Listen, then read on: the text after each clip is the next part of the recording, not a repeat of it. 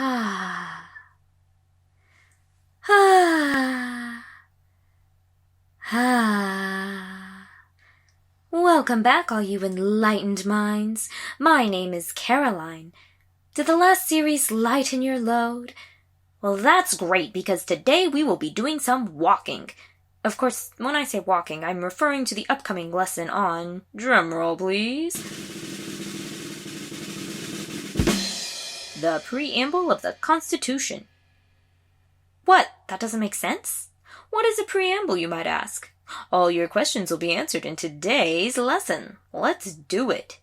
Today, we will analyze the preamble to the U.S. Constitution in terms of its principles and its purposes.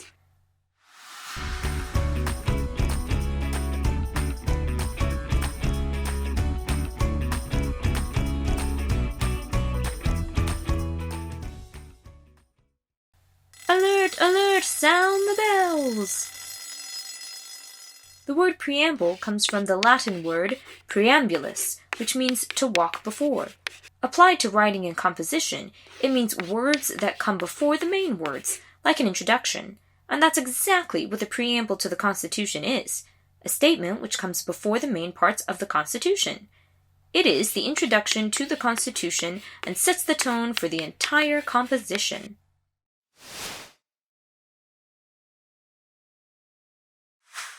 Now first you must remember, for most of history, power was concentrated in the hands of either one or a few people. What determined sovereignty was either a divine right, which means the king ruled in the name of a god, or control of a warrior class of people. Either way, force was the tool in which the people's political powers were taken in order to rule. The Enlightenment attempted to either bridge the natural political power of people with the divinity of a king, or completely dismantle divine right and establish the people as the basis of political power and government authority. The preamble begins with, "We the people." This is the first time a nation established the revolutionary principle of popular sovereignty as its foundation. Alert! Popular sovereignty means that the people have the right to rule, rather than a powerful warrior, a set of wealthy individuals, or a group of religious figures. This creates a strategic point that allows citizens to decide the direction of the society.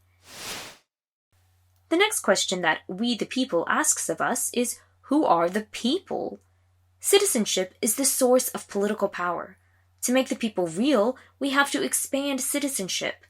At the time those words were written, citizenship was only fully given to white male property owners.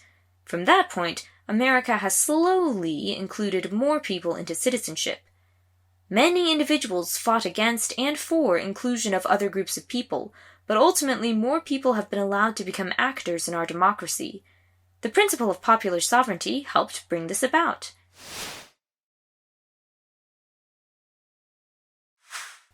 Next, the preamble discusses the purpose of the Constitution.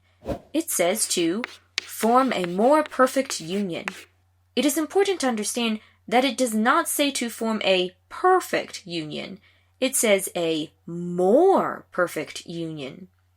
The idea is that the revolution is unfinished, as we spoke about in the prior lesson.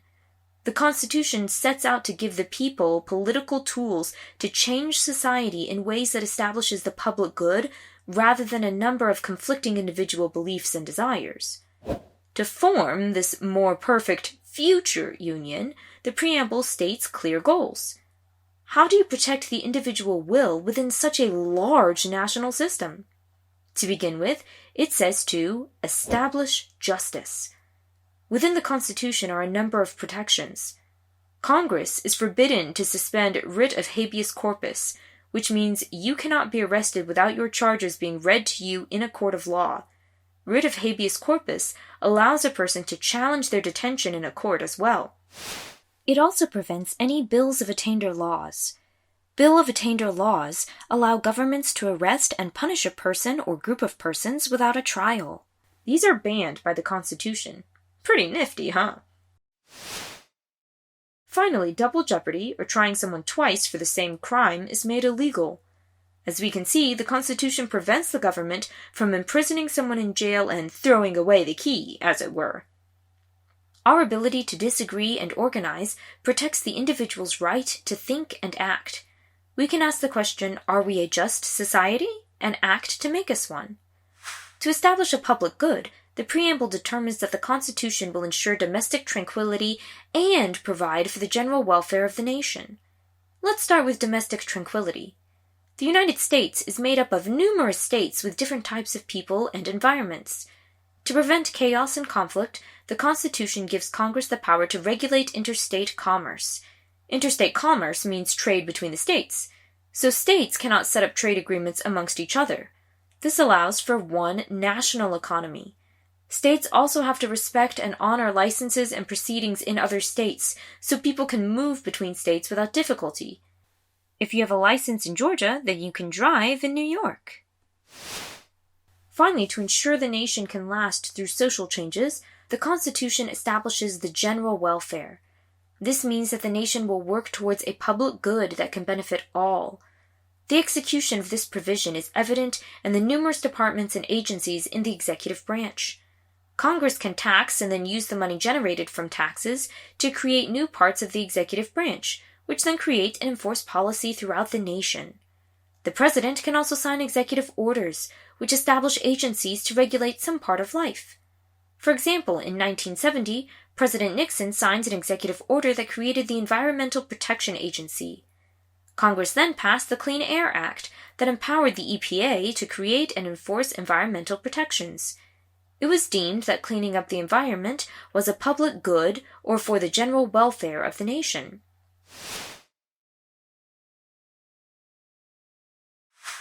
Today we learned that the Preamble to the Constitution establishes America as a nation based on the will of the people. The Preamble declares that the purpose of the Constitution is to create a government that can properly execute the people's will. That wraps it up for this video. Now we move into the rest of the Constitution, refreshed and ready to take on what it has in store. This is your instructor Caroline signing off. Have a great day, and remember, vote, debate, and participate. Hey, hey.